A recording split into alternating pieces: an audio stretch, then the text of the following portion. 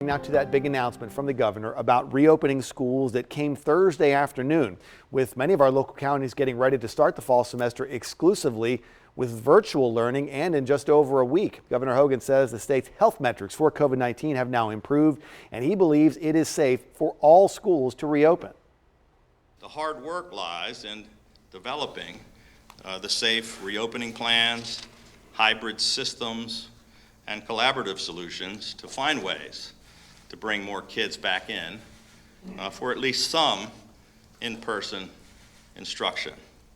Okay, so after that announcement on Thursday afternoon, parents, teachers, school leaders also put in their reactions to what the governor said about in-person learning and how it could change things for the upcoming school year. We have WMAR2 News Megan Knight outside West Allen Elementary School in Baltimore County with more on this story.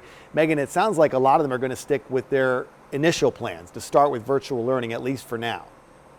Yeah, that's the way it looks right now, Christian. Every school district in the state had to submit a plan on how they were going to reopen this fall to the State Department of Education. They had to get those in by mid-August. And even though the governor just came out yesterday saying that he'd like to see every school open back up and get kids back inside the classroom, it looks like most of the school districts, at least in our area, say that they're just going to stick with their plans to open up with virtual learning, at least for the fall semester, and then try to evaluate later on. Now, the governor did call out a few school districts in the state who did submit plans and have no plans of doing any sort of in-person learning for the fall, including Baltimore and Harford counties.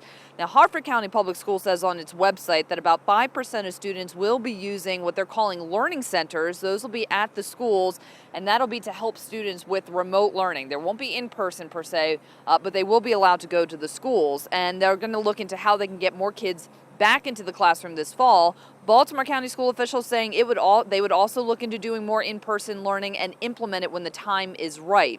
There are other districts like Howard and Anne Arundel counties. They're offering some in-person learning to very small groups of students, especially those in special education.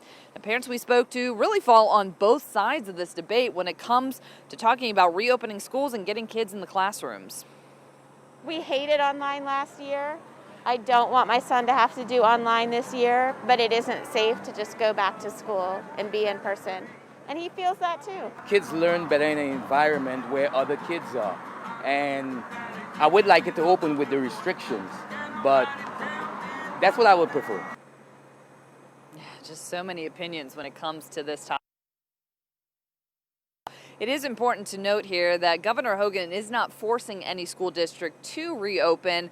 That is being left to the school boards to decide how they want to proceed, but he is offering an incentive, millions of dollars in incentives, in fact, if these school districts do reopen, get kids back inside the classroom by the end of the first quarter.